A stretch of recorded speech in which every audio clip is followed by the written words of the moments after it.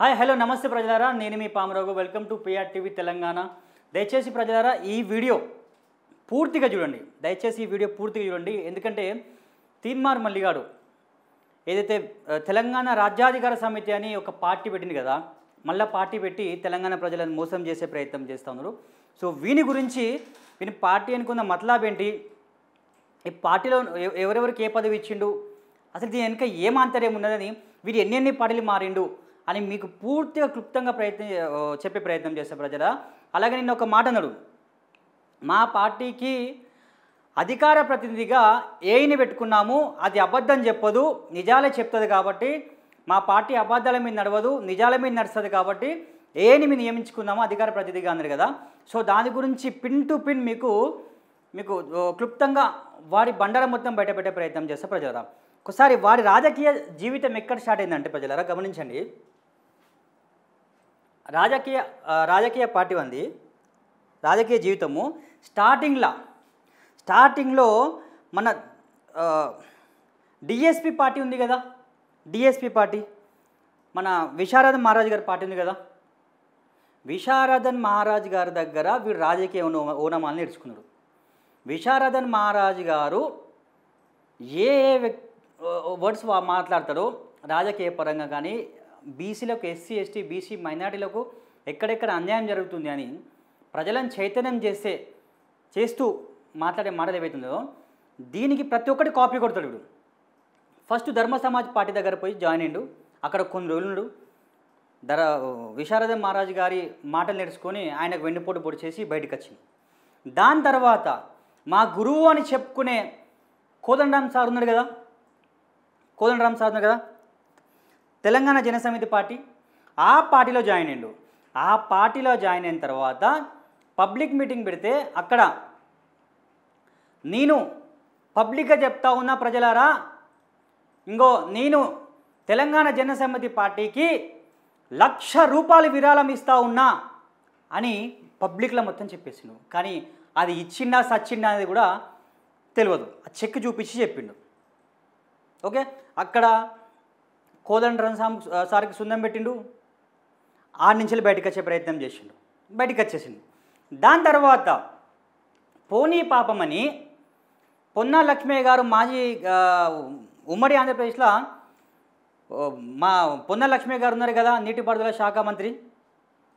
ఆ వ్యక్తి వీడిని సరే తన సామాజిక వర్గం బిడ్డ కదా, రాజకీయంగా ఎదగాలని చూస్తున్నాడు, తనకు బ్యాక్ సపోర్ట్ లేదు అని తన మునుర్కా బిడ్డ కదా అని చెప్పి ఈ దొంగను, ఈ లుచ్చగాన్ని కాంగ్రెస్ పార్టీలకు చేర్పించుకుని అక్కడ కాంగ్రెస్ పార్టీ అభ్యర్థిని పెట్టకుండా కాంగ్రెస్ పార్టీ వీడిని ఇండిపెండెంట్గా పోటీ చేయించి అక్కడ కాంగ్రెస్ పార్టీ వీళ్ళని సపోర్ట్ చేసి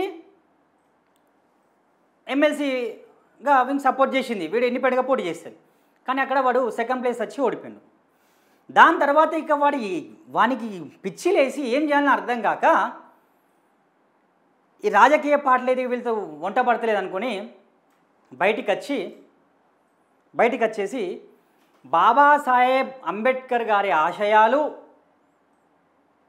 ఎస్సీ ఎస్టీ బీసీ మైనార్టీ బిడ్డలకు నేను చేరవేస్తాను అని చెప్పుకుంటా, కాంశీరామ్ గారి సిద్ధాంతాలు మనం పాటించాలనుకుంటా ఎస్సీ ఎస్టీ బీసీ మైనార్టీ బిడ్డలను అందరినీ మోసం చేసిండు. క్యూ న్యూస్ పెట్టుకున్నాడు, దొంగ ఛానల్ పెట్టుకున్నాడు. ఆ ఛానల్ ద్వారా కేసీఆర్ గారి ఫ్యామిలీ మీద పడి ప్రజలారా, పాపం కేసీఆర్ గారి ఫ్యామిలీని అమ్మనాబూతు తిట్టులు. హరీష్ రావు గారికి ఒక పేరు పెట్టిండు, కేటీఆర్ గారికి డ్రామారావు అని పేరు పెట్టిండు, సంతోష్ రావుకి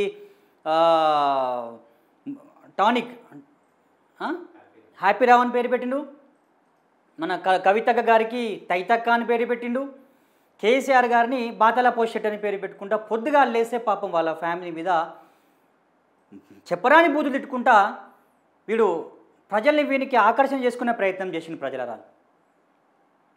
వీని నమ్మి ఎస్సీ ఎస్టీ బీసీ మైనార్టీ బిడ్డలు వీడు నిజంగానే ప్రభుత్వం మీద యుద్ధం చేస్తూ ఉన్నాడు, కేసీఆర్ అరాచక పాలన మీద యుద్ధం చేస్తూ ఉన్నాడు, వీని వెంట నడవాలి అని వీని వెంట నచ్చే ప్రయత్నం చేసింది. అలాగే ప్రజలు గమనించండి, కేసీఆర్ ఫ్యామిలీని తిట్టడం కాకుండా కేటీఆర్ గారి కుమారుడు హిమాంశురావు ఎవరైతే ఉన్నారో చిన్న బాబు అతను 19 సంవత్సరాలు ఏముంటుంది బాబుకి, అప్పటికి ఇంకా మైనర్ బాలుడే, 19 సంవత్సరాలు కూడా నిండలేదు అప్పుడు. ఈ లుచ్చగాడు వానికి న్యూస్ ఛానల్లో కేటీఆర్ గారి కొడుకుని బాడీ షేమింగ్ చేసిండు. అట్లా చేస్తారా ప్రజలారా మీరు చెప్పండి? మనం ఇంట్లో పిల్లలకు ఒక పక్కనోడు ఏమన్నా ఒక మాట అంటేనే మనం తట్టుకోలేము. అరే లుచ్చా ఒక మాట అడుగుతున్నారా? కేటీఆర్ గారి కొడుకు హిమాంశురావు గారిని నువ్వు బాడీ షేమింగ్ చేసినావు గారా లఫుట్? అదే బాడీ షేమింగు ఇప్పుడు ప్రతిపక్షాలు లేకపోతే అప్పుడు అధికార పక్షం ఉన్న బీఆర్ఎస్ పార్టీ, నేను ఇప్పుడున్న కాంగ్రెస్ పార్టీ, నీ ఇంట్లో నీకు 2 కూతుర్లు ఉన్నారు కదారా, 2 ఆడబిడ్డలు ఉన్నారు కదా, చిన్న చిన్న పసికందులు ఉన్నారు కదారా, మరి ఆ ఇంట్లో ఆడబిడ్డల మీద బాడీ షేమింగ్ చేస్తే, నీ కూతుర్ల మీద బాడీ షేమింగ్ చేస్తే నీకు ఎంత బాధ అవుతుందిరా దుర్మార్గుడా? ఎంత బాధ అయితే ఉండొచ్చు రా లుచ్చా? అంటే మందిరి మంగళవారం నీది ఆదివారం. బీఆర్ఎస్ పార్టీని అమ్మందా బూతులు తిట్టిండు, అట్లే అయిపోయింది. బీఆర్ఎస్ పార్టీని ఓడించరాక వీని నిద్రపట్టలేదు. మళ్ళీ తర్వాత వీడు ఏం చెప్తాడు, బీఆర్ఎస్ పార్టీని ఓడించి బీఆర్ఎస్ పార్టీని బొందపెట్టింది నేనే అనుకుని చెప్పుకుంటూ తిరిగిండు. అక్కడ ఆడ నుంచి వెళ్ళి ఎస్సీ ఎస్టీ బీసీ మైనార్టీ బిడ్డలను నమ్మించుకుంటా పాదయాత్ర స్టార్ట్ చేసిండు. జనగాం నుంచి పాదయాత్ర స్టార్ట్ చేసిండు. జనగాం నుంచి స్టార్ట్ చేసుకుంటా ఉమ్మడి వరంగల్, నల్గొండ, ఖమ్మం ఈ 3 జిల్లాల పాదయాత్ర చేసి ఎస్సీ ఎస్టీ బీసీ మైనార్టీ బిడ్డలను తన నెంబర్ తిప్పుకుంటూ ప్రతి ఒక్కరి కాళ్ళకు బొబ్బులు వచ్చేట్టు నడుస్తుంది. ప్రతి ఒక్కరిని మోసం చేసిండు. అంగిలాగు సిద్ధాంతమందుడు. ప్రజలారా నేను సచ్చే వరకు, నేను సచ్చినా కూడా నేను పోయేటప్పుడు నన్ను కాలపెట్టేటప్పుడు, నన్ను కాలపెట్టేటప్పుడు, నా మీద కట్టలేసేటప్పుడు, నా పాడ మీద తీసుకుపెట్టేటప్పుడు, ప్రజలారా నా మీద బొందపెట్టేటప్పుడు, నన్ను బొందపెట్టేటప్పుడు నా ఒంటి మీద అంగిలాగు తప్ప ఇంకేం ఉండొద్దు అని చెప్పిండు ఈ దుర్మార్గుడు. కానీ అప్పటి నుంచి ఇవి బ్లాక్మెయిల్ దందాలు చేసుకుంటూ అక్రమంగా సంపాదించిన డబ్బులు ఉన్నాయి. అక్రమంగా ఎమ్మెల్సీగా పోటీ చేసిండు. పల్లా రాజేశ్వరుడి మీద అప్పుడు ఓడిపోయిండు. తర్వాత మళ్ళీ బై ఎలక్షన్స్ వచ్చినాయి. మళ్ళీ కాంగ్రెస్ పార్టీని ఏదైతే హుజూర్ నగర్లో ఇండిపెండెంట్గా పోటీ చేసుకుంటా అగ్గిపెట్టె గుర్తు కదా, అగ్గిపెట్టె గుర్తు పోటీ చేసి మీరు కాంగ్రెస్ పార్టీలో ఉన్నారు కదండి, ప్రస్తుతం మరి ఇండిపెండెంట్గా పోటీ చేస్తుందంటే మేము గమ్యం చేరాలనుకుంటున్నాము, ప్రస్తుతం గాడిద దొరికింది, ఆ గాడిద మీద మేము పోయినాము, గమ్యం చేయలేకపోయినాము అంటే కాంగ్రెస్ పార్టీని గాడిదని తిట్టిండు, గాడిదని సంబోధించిండు. దాని తర్వాత మళ్ళా వచ్చి కాంగ్రెస్ పార్టీలో జాయిన్ అయ్యిండు. ప్రజలను గమనించాలి. తాజ్ కృష్ణలో మొన్న మీటింగ్ కాకుండా దానికన్నా ముందు మేమెంతో మాకంతా అనే ఒక మీటింగ్ పెట్టిండు. ఆ మీటింగ్ పెట్టి అక్కడ మేమెంతో మాకెంత, మీరెంతో మీకంత అనుకుంటా, మాకు రాజ్యం రావాలి, మా వాటా మాకు కావాలి అనుకుంటా మీటింగ్ పెట్టిండు. మీ పౌసర్ ఎంత ఉన్నారా బాయ్, మీ సీట్లు తీసుకోండి, మాకు 42% మాకు ఇవ్వండి అని చెప్పిండు. మరి దాన్ని తెల్లరేపోయి కాంగ్రెస్ పార్టీలో జాయిన్ అయ్యిండు ఢిల్లీలో. పాపం ఈ దుర్మార్గుని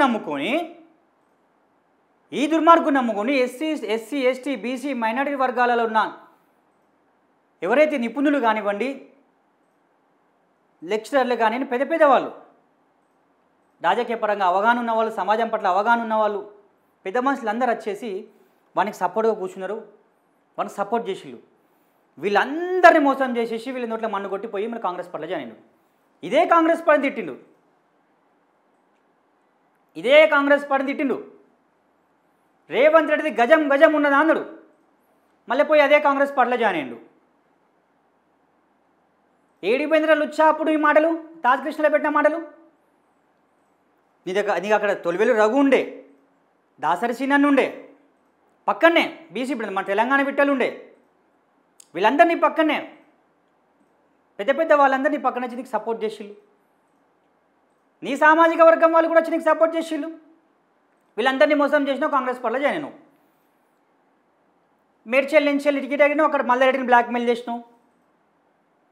రేవంత్ రెడ్డి నీకు వైఎస్ జగన్మోహన్ రెడ్డికి ఎలాంటి లావాదేవీలు ఉన్నాయో, ఎలాంటి బిజినెస్లు ఉన్నాయో, వ్యాపారాలు ఉన్నాయో నాకు తెలియదా? ప్రజలారా వీళ్ళ చిట్టా మొత్తం బయట పెడతా, వీళ్ళ భాగవతం మొత్తం బయట పెడతా అని చెప్పిండు. అట్లా బ్లాక్మెయిల్ చేసే ప్రయత్నం చేసినావు రేవంత్ రెడ్డి గారిని. తర్వాత పోనీ అనుకొని వీళ్ళు ఉచ్చగాడు వచ్చిండు ఎట్లాగో ఇంత వీరికి ఏదో ఒక పదవి ఇద్దాం అనుకొని ఎమ్మెల్సీ సీట్కి ఇచ్చిండు. పోరా సావుపోరు ఎక్కడన్నా పడే అనుకో ఎమ్మెల్సీ సీట్ ఇచ్చిండు. అట్లా అని ఉమ్మడి వరంగల్, ఖమ్మం, నల్గొండ జిల్లాలో ఉన్న కాంగ్రెస్ పార్టీ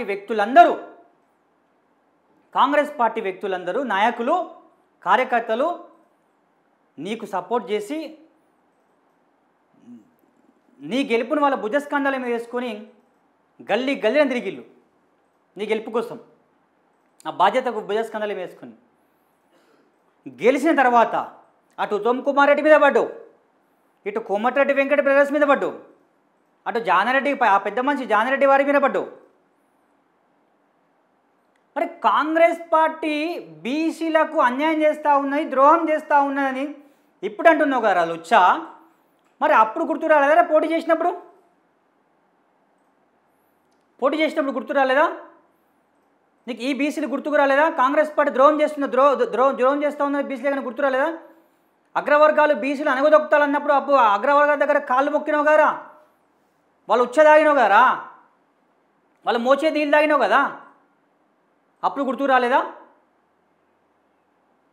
మళ్ళీ కాంగ్రెస్ పార్టీ బీసీలకు అన్యాయం చేస్తూ ఉందని చెప్పుకుంటూ వస్తూ ఉన్నావు. మళ్ళీ ఇప్పుడు దొంగ పార్టీ పెట్టినావు. మొన్న రాక రామకృష్ణయ్య గారు ఎవరైతే ఏది కాదు ఈ బీసీఎఫ్ ఏం పార్టీ అది, బీసీయూఎఫ్ పార్టీ అని నేను ఆ పార్టీలో జాయిన్ అవుతా ఉన్నా, అది తెలంగాణ తీసుకొస్తా ఉన్నా. వాస్తవానికి ఆ పార్టీ బీసీయూఎఫ్ అనే పార్టీ ఆంధ్రాకి సంబంధించిన పార్టీ, ఆంధ్రప్రదేశ్కి సంబంధించిన పార్టీ, పక్క రాష్ట్రానికి సంబంధించిన పార్టీ. సరే ఎలాగో వస్తుండు కదా అనుకుని వాళ్ళు పాపము ఈయన చేర్చుకునే ప్రయత్నం చేసిండు. ప్రజలారా చాలామందికి మీకు తెలియదు, రామకృష్ణయ్య గారు మొన్న ప్రెస్ మీట్ పెట్టిండు, ప్రెస్ క్లబ్లో ప్రెస్ మీట్ పెట్టింది కదా. 3 రోజుల క్రితమే బీసీఎఫ్ పార్టీని మన తెలంగాణ తెస్తూ ఉన్నా, ఈ పార్టీని బలోపేతం చేస్తూ ఉన్నా, మనకి ఈ బీసీల పార్టీ అని చెప్పుకొని వచ్చిన లుచ్చా. మళ్ళీ రాత్రి తెలంగాణ రాజ్యాధికార పార్టీ ఎక్కడి నుంచి పుట్టుకొచ్చిందిరా నీకు? వీడంట ప్రజలారా 7 సార్లు పోయిందంట రామకృష్ణయ్య గారింటికి, రామకృష్ణయ్య గారి ఆఫీస్కి. వారి మాటలు విందాం. రామకృష్ణయ్య గారు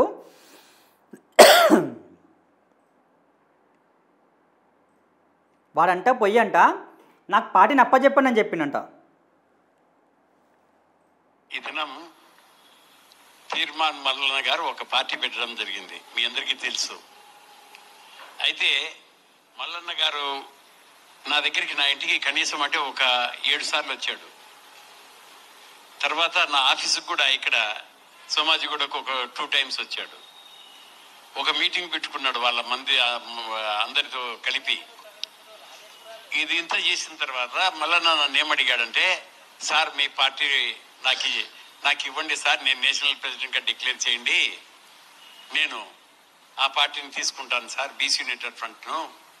ఇది కేవలం బీసీ అనింది కాబట్టి మీ పార్టీని నాకు చాలా ఇష్టమైంది అన్నాడు. అంటే నేనేమన్నానంటే, మళ్ళీ నువ్వు నీకు అప్పచెప్తే పార్టీని మేమేం చేయాలయా? 2000 నుంచి 2004లో రిజిస్టర్ చేశాము, 2000లో మేము సామాజిక. ఇది ప్రజలారా వాళ్ళు పార్టీ పెట్టుకుని దగ్గర 21 సంవత్సరాలు అవుతుంది. 21 సంవత్సరాల నుంచి నడుపుతున్న పార్టీ అంటే వీరికి నేషనల్ ప్రెసిడెంట్ ఇవ్వాలంట. మరి వాళ్ళు ఏం చేస్తారా లుచ్చా? నువ్వు ఏ పార్టీలోకి పోతే ఆ పార్టీ పగ్గాలప్ప చెప్పాలన్నారా నీకు? ఇంకోటి ప్రజలారా చూడండి, ఇంకొక విషయం కూడా రామకృష్ణ గారు చాలా మంచి మాట చెప్పిండు. ఏం జరిగింది రామకృష్ణయ్య గారికి, ఆయన మధ్య ఏమొచ్చింది? రేపు పొద్దున తీర్మానం మల్లన్న చెప్పడము, నన్ను 5 కోట్లు అడిగాడు, నేను 2 కోట్లు ఇస్తానన్నాను, అందువల్ల ఆయన తీసుకోలేదని కూడా చెప్పే పరిస్థితిలో ఉంటాడు తీర్మానం మల్లన్న. చెప్తాడు రామకృష్ణయ్య గారు, ఈ దొంగ చెప్పినా చెప్తాడు అనిత జుడు లేకపోతే కాలు విని. ఇది ఆ పెద్ద మనిషిని 3 రోజులల్లా అసలుకి వీడు ఏదైతే బీసీఎఫ్ఏ పార్టీ ఉన్నదో తెలంగాణ రాష్ట్ర తెలంగాణ శాఖ అధ్యక్షునికే తెలియదు వీడు తాజ్ కృష్ణలో మీటింగ్ పెడుతుందని. అర్ధరాత్రి నీకు ఎక్కడి పుట్టుకొచ్చిందా పార్టీ? ప్రజలారా, వీని కథాకారకాన్ని ఏందనేది మీకు చెప్తా. వీడు పార్టీ పెట్టిన ప్రజలారా, పార్టీ పెట్టిన తర్వాత వీళ్ళ పార్టీకి సంబంధించిన కొంతమంది వ్యక్తులకు పగ్గాలు అప్పచెప్పిండు. వీని టీం సంబంధించిన కొంతమంది వ్యక్తులు కూడా ఉన్నారు. జూమ్ చేస్తావా చెప్పేసాలా? అవసరం లేదు, చెప్పేది. చూడండి ప్రజలారా, ఇంకో party అధ్యక్షులంట MLC Teenmar Mallanna garu party అధ్యక్షులు. దాని తర్వాత వర్కింగ్ ప్రెసిడెంట్లు శ్రీ రజనీ కుమార్ యాదవ్ గారు, సుధాగాని హరిశంకర్ గౌడ్ గారు, అలాగే ప్రధాన కార్యదర్శులు వట్టజానయ్య యాదవ్, సంగం సూర్యారావు గారు, పల్లబోయిన అశోక్ ముదిరాజ్, పల్లబోయిన అశోక్ ముదిరాజ్, జ్యోతి పండల్ గారు, వేమ్లవాడ శ్రీమతి జ్యోతి పండల్ గారు, వేమ్లవాడ మదన్ మోహన్ చారి, లింగాల గంగాధర్. అలాగే ఇది చూడండి ప్రజలారా, ఇది కోశాధికారి, అలాగే ఉపకోశాధికారి అంటే ట్రెజరర్స్ వీళ్ళు. ఇక్కడ గమనించండి ప్రజలారా, ఫస్ట్గా కోశాధికారిని ఎవరు పెట్టిండు? కలివేముల మధు, మన శంకర్పల్లికి సంబంధించిన మదన్ అని ఉంటాడు. ఈయన ఫస్ట్ నుంచి తీన్మార్ మల్లన్న టీం అనుకుంటా, తీన్మార్ మల్లతో తిరిగిన ఈయన లావాదేవీలు మొత్తం కొంచెం చూసుకుంటూ ఉంటాడు అనుకోండి. ఆ మదన్న చాలా సౌమ్యుడు, పాపం ఆయనకు ఎలాంటి క్రిమినల్ మైండ్ సెట్ ఉండదు. దాని తర్వాత ఉపకోశాధికారి కోకలకొండ మనోజ్, ఈయనెవరు? తీన్మార్ మల్లి కానీ క్లాస్మేట్. అరే లుచ్చాన్ని ఒక విషయం అడుగుతున్నారా? మరి ఇంకా ఎవ్వరు గుర్తురారా నీకు తీన్మార్ మల్లి టీంకి సంబంధించి? తీన్మార్ మల్లి టీంలో నీకు ఫస్ట్ నుంచి సహకరించిన చాలామంది ఉన్నారు కదరా, ఎంతోమంది ఉన్న నాయకులు నీ దాంట్లో. అటు పెద్దపల్లి స్వామి కానివ్వండి, చాలామంది ఉన్నారు. పేర్లు చెప్పుకుంటే బొచ్చడి పేర్లు ఉంటాయి, అందరి పేర్లు తీయలేదు నేను. మరి ఇది వచ్చాడు ఏం తెలుసా, వాళ్ళే కావాల్సుకొని నీకు చెప్పేది కావచ్చు అనుకుంటారు. నీ లెక్క క్రిమినల్ మైండ్ సెట్ నాది కాదురా. బీసీ రాజాధికారం కదా, బీసీల గురించి నువ్వేం చేసినారో లుచ్చా, నువ్వేం చేసినావు చెప్పు. ప్రతి ఒక్క బీసీని మోసం చేసేసినావు. ఇవే నీ కుల నీ సామాజిక వర్గానికి సంబంధించిన వ్యక్తిని కూడా నువ్వు మోసం చేసినావు. ఇంకోటి ప్రజలారా గమనించండి, ఇప్పుడు ప్రతి పార్టీకి ఒక అధికార ప్రతినిధి అనే వ్యక్తి ఉంటారు. అది ఆడవారు కావచ్చు, మగవారు కావచ్చు, ఓకేనా? అధికార ప్రతినిధి ఉంటారు. మరి ఆ అధికార ప్రతినిధిని నేను ఏఐని మా పార్టీకి అధికార ప్రతినిధిగా ఏఐని నియమించుకున్నాము. ఎందుకంటే ఏ ఎప్పుడు అబద్ధాలు చెప్పని నిజాలు చెప్తుంది కాబట్టి, మా పార్టీ నిజాల మీద నడుస్తుంది కాబట్టి అన్నాడు. అంటే గమనించండి ప్రజలారా, వీడి తర్వాత పార్టీలో ఎవ్వరు కూడా మాట్లాడొద్దని వీని కుట్ర. ప్రెస్ మీట్లు పెట్టో, లేకపోతే ప్రెస్ ముంగన్నో, మీడియా ముంగన్నో, ప్రెస్ క్లబ్లనో, లేకపోతే ఎవరైనా పార్టీ ప్రతిపక్షాలకు వీళ్ళు కౌంటర్ వేసేటప్పుడు ఎవరు చేయొద్దంట, వీడు ఒక్కడే చేయాలని అధికార ప్రతినిధిగా ఏఐ నియమించిండు. అరే లుచ్చా, మా రజనీ కుమార్ యాదవ్ ఉన్నాడు కదా, రజనీ అన్న వరంగల్ సంబంధించినది, రజనీ కుమార్ గారు ఉన్నారు కదా, సౌమ్యుడు, నీకన్నా చాకచక్యంగా మాట్లాడతాడు, వాక్చాతుర్యం ఉన్న మనిషి, ఇంటెలిజెంట్. మరి ఆయన ఎందుకు నియమించలేదురా? ఎందుకంటే ఒక బీసీ బిడ్డ ఎదగద్దు, ఒక బీసీ బిడ్డ ముంగర రావద్దు, ఒక బీసీ బిడ్డ ప్రెస్ ముంగర మాట్లాడద్దు, ఒక బీసీ బిడ్డ ప్రెస్ మీట్లు పెట్టద్దు, ఒక బీసీ బిడ్డ ప్రతిపక్షాలకు కౌంటర్ చేయొద్దు, అధికార పక్షానికి కౌంటర్ చేయొద్దు. మాట్లాడితే వీడు తప్ప, వాళ్ళు మాట్లాడదు తీన్మార్ మల్లి గారు తప్ప. నీకున్న తెలివిలా 100% తెలివి రజనీ కుమార్ అన్నదే, రజనీ కుమార్ యాదవ్ అన్నదే. అసలు రజనీ కుమార్ యాదవ్ అన్నకు ఉన్న తెలివిలా నీకు 1% ఆరోలు వచ్చా? 1%. ఈయన ఎందుకు అధికార ప్రతినిధిగా నియమించలే మరి?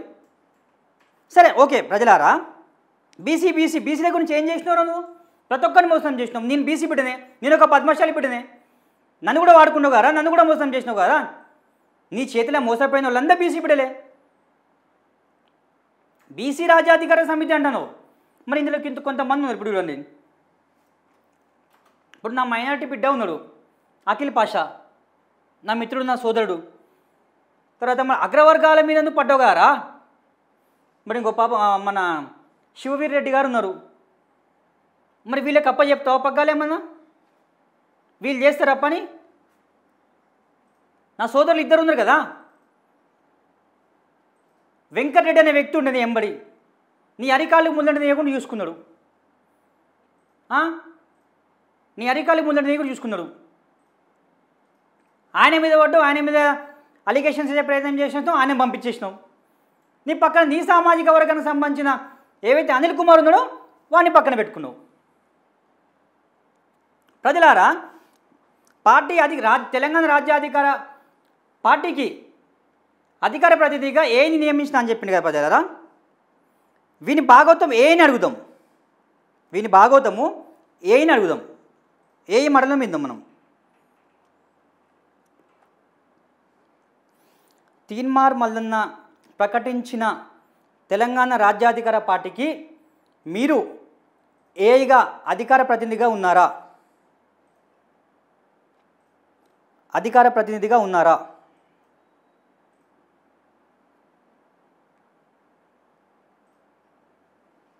ఏ చెప్తారు ప్రజలారా?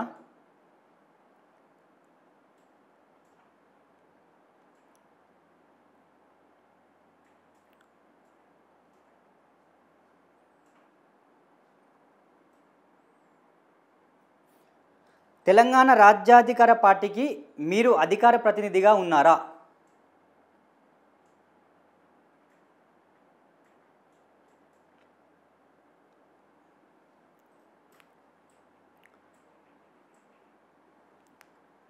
ఈ వీనికి సంబంధించిన ఏ చెప్తుంది? నేను తీన్మార్ మల్లన్న ప్రకటించిన తెలంగాణ రాజ్యాధికార పార్టీకి అధికార ప్రతినిధిని కాదు. నేను గూగుల్ ద్వారా శిక్షణ పొందిన ఒక కృత్రిమ మేధస్సుని మాత్రమే. చూసిలా ప్రజలారా, వీని భాగవతం ఇది. ఏఐ కూడా అబద్ధం చెప్పబట్టే. ఇప్పుడు ఈ పడి చెప్తారు, సారీ, ఏఐ కూడా నిజం చెప్పబట్టే వీని భాగవతము. నువ్వన్నట్టు నిజం చెప్పింది కారా, ఏఐ మొత్తం నిజాలు చెప్తా అని చెప్పింది కారా, ఏ నిజం చెప్పింది, నీ భాగవతం చెప్పింది. అంటే కామన్ పీపుల్స్కి ఏఐ గురించి తెలియదు కదరా, ఏఐని అధికార ప్రతినిధిగా పెట్టుకుంటా అనుకున్నావు. ఏం దొంగ మాటలు రా నీ, ఏం దొంగ మాటలు రా, ఇంత లుచ్చాగిరియా. చూసిలా ప్రజలారా, ఆఖరికి ఏఐ కూడా చెప్పింది. ఇంకో విషయం ప్రజలారా, వీడి బ్లాక్ మెయిలరా కాదా అని కూడా అది కూడా ఏఐని అడుగుదాం మనం. తీన్మార్ మల్లన్న బ్లాక్ మెయిలరా?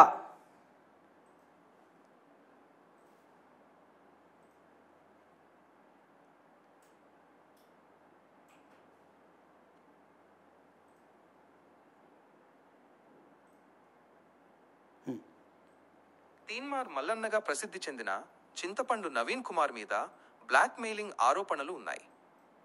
ఈ ఆరోపణల నేపథ్యంలో గతంలో ఆయన మీద కేసులు నమోదయ్యాయి. కొన్ని సందర్భాల్లో ఆయన అరెస్టు కూడా అయ్యారు. ముఖ్యంగా ఒక జ్యోతిష్యుడిని బ్లాక్మెయిల్ చేసి డబ్బులు డిమాండ్ చేశారని ఆయన మీద ఒక కేసు నమోదైంది. ఈ కేసులో ఆయన అరెస్ట్ అయ్యారు కూడా. అలాగే పలువురు వ్యక్తులను బెదిరించి డబ్బులు వసూలు చేశారని ఆయనపై మరికొన్ని ఆరోపణలు ఉన్నాయి. ఇక చూడరా, అరే లుచ్చా, ఏఐ కూడా నీ గురించి మొత్తం నువ్వు బ్లాక్ మెయిల్ అని చెప్తుందిరా. ఏఐ కూడా నువ్వు ప్రతిరోజు పొద్దుగల నీ మాన్యూస్లో ఏతను మాట్లాడతావు కదా, వీళ్ళెట్లా వాళ్ళెట్లా అని. చెప్పురా లుచ్చా, చెప్పురా. ఇంకోసారి అడుగుతాం ప్రజలారా, తీన్మార్ మల్లన్న బ్లాక్మెయిల్ చేస్తాడా? నీ సంగతి చెప్తా ఇయ్యాలా.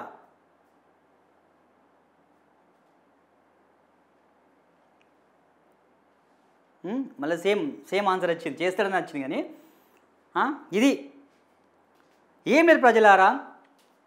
ఇప్పుడు పార్టీ పెట్టింది కదా, ఈ పార్టీని ఏం చేస్తారంటే, ఇంకోటి మీకు అసలు వాస్తవానికి తెలంగాణ రాజ్యాధికార పార్టీ అనేది రిజిస్ట్రేషన్ కాలే ప్రజలారా, అది కూడా ఏం అడుగుదాం మనం.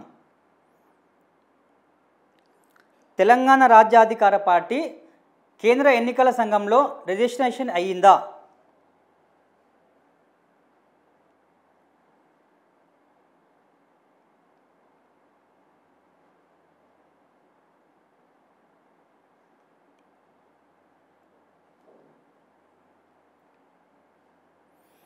తీన్మార్ మల్లన్న ప్రకటించిన తెలంగాణ రాజ్యాధికార సమితి పార్టీ కేంద్ర ఎన్నికల సంఘంలో రిజిస్ట్రేషన్ అయ్యిందా?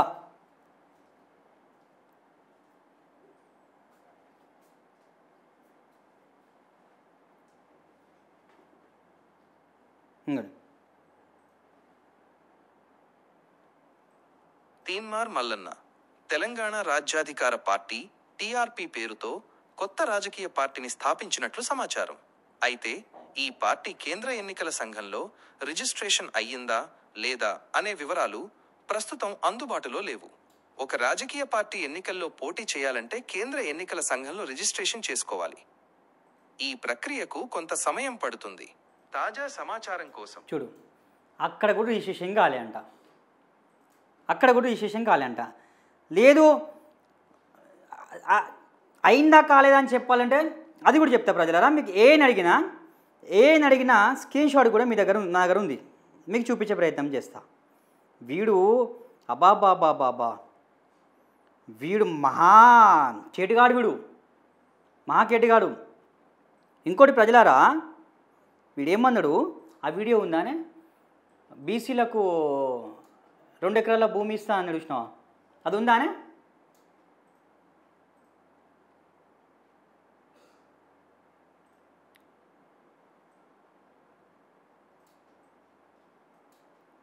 మీకు చూపించే ప్రయత్నం చేస్తా ప్రజలారా. ఎందుకంటే మనం ఏది కూడా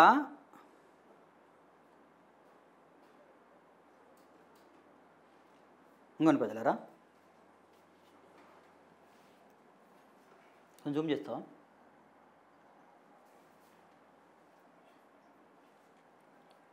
కనిపిస్తుందా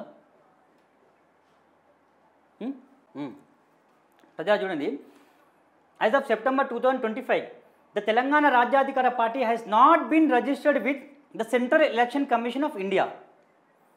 A party by a similar name, the Telangana Rajyadhikara Samiti, was rejected for registration by the ECI, Election Commission of India, in November 2023.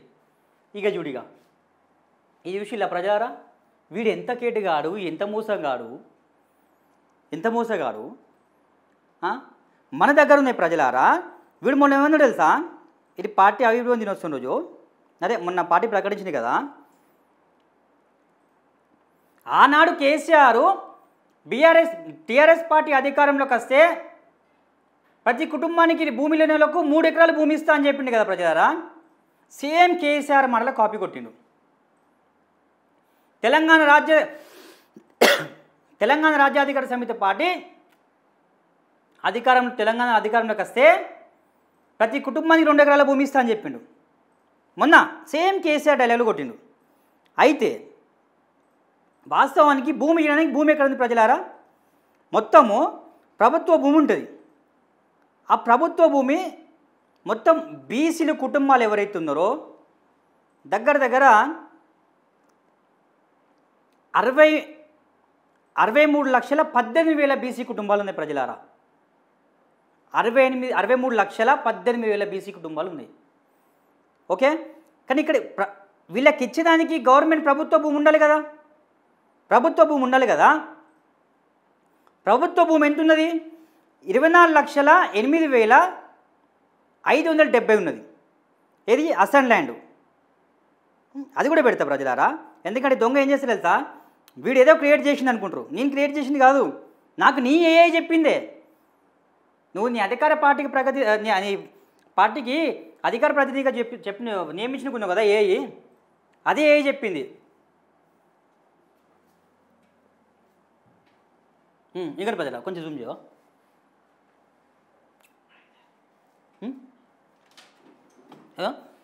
ప్రజల చూడండి, పబ్లిక్ పంచానికి అసెంబ్లీ ఉండాలి కదా. అసైన్ ల్యాండ్ ఉండాలి కదా ప్రభుత్వ భూమి. ఇంకో డిస్ట్రిక్ట్ వైజ్ చూసుకుంటే రంగారెడ్డి 97,000 ఎకరాలు ఉన్నది. మహబూబ్ నగర్లో 5,11,000 ఎకరాలు ఉన్నది. వరంగల్లో 1,55,000 ఎకరాలు. హైదరాబాద్లో 290 ఎకరాలు. ఆదిలాబాద్లో 5,10,000 ఎకరాలు. కరీంనగర్లో 1,35,000 ఎకరాలు. మెదక్ డిస్ట్రిక్ట్లో 3,01,000 ఎకరాలు. నిజామాబాద్లో 24 లక్షల ఎకరాలు, 2 లక్షల ఎకరాలు నిజామాబాద్లో. ఖమ్మంలో 2 లక్షల ఎకరాలు. నల్గొండలో 2 లక్షల ఎకరాలు. సరే మహబూబ్ నగర్లో 5,11,000 ఎకరాలు. ఇది ప్రభుత్వ భూమి ప్రజలారా. ఎక్కడ ఎట్లిస్తారో వాళ్ళు వచ్చాను. 63 లక్షల కుటుంబాలు ఉన్నాయి, బీసీ కుటుంబాలు ఓన్లీ. మరి అట్లా అంటే భూమి లేనో చాలామంది ఉన్నారు. ఎస్సీ ఎస్టీ బీసీ మైనారిటీ చాలామంది ఉన్నారు. అగ్రవర్గాలలో కూడా పేద ప్రజలు ఉన్నారు.